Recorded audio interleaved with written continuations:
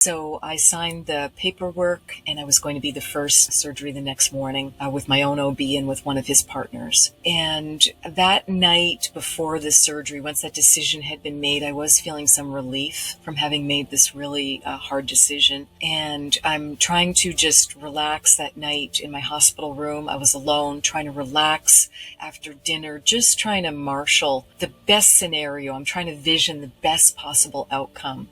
The minute I had that thought, I left my body and went right out of it. And I remember looking back over my left shoulder and looking and seeing myself very clearly in the hospital bed. And I just felt so much better. I wasn't in pain. I wasn't so scared. And I'm looking, my sense of humor is coming back. And I'm looking at myself in the hospital bed going, wow, she is whiter than the sheets. She looks like a ghost. She really is bleeding out. And oh my God, look at her hair. She looks like the wild woman of Borneo.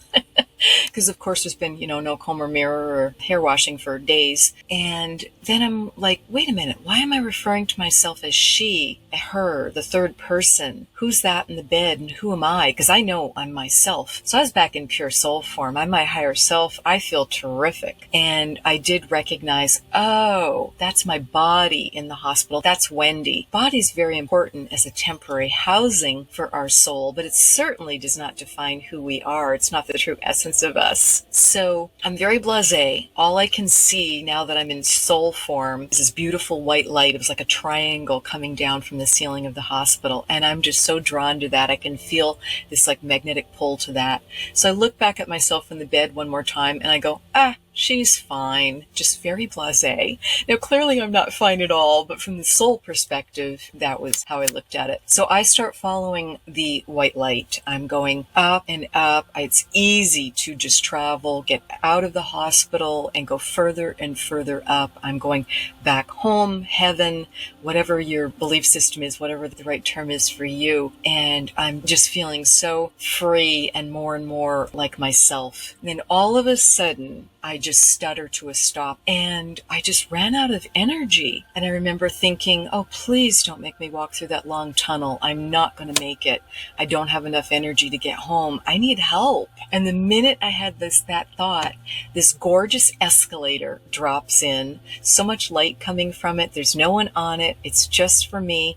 And I plopped myself on it so gratefully. And it was hanging over the right hand side handrail. And because I was doing that, I now got more of a feeling of my body. I knew body in soul form. I knew I should have been like a beach ball of just like this sparky, joyous energy. But instead, I'm like a flat tire just hanging over that handrail. So I get the ride up and up and up to the light. It's like, oh, thank you for this help. And at the top of the escalator, the moment I get off the escalator, there's this beautiful greeting committee for me.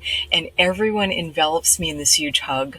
There's 18 or 20 souls there. It's my soul family. And I see the same 4 or 5 angels in the background behind them. They're larger and there's just more light coming from them. It's a different feeling, a different energy. And everyone's enveloping me in this hug. And I realize it's unconditional love. I could have stayed there forever. The only reason I moved into action was Archangel Michael started speaking to me. And the moment he spoke, I was like, oh my goodness, that's who was in my bathroom helping me. I'm so grateful.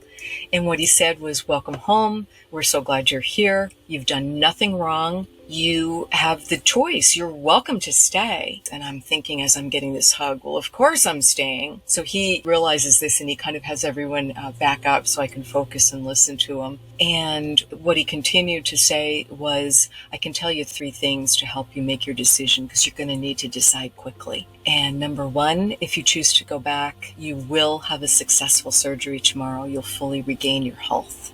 This is huge. I am so grateful to hear that. It's like the weight of the world is starting to come off my shoulders. Number 2, your baby will be born healthy.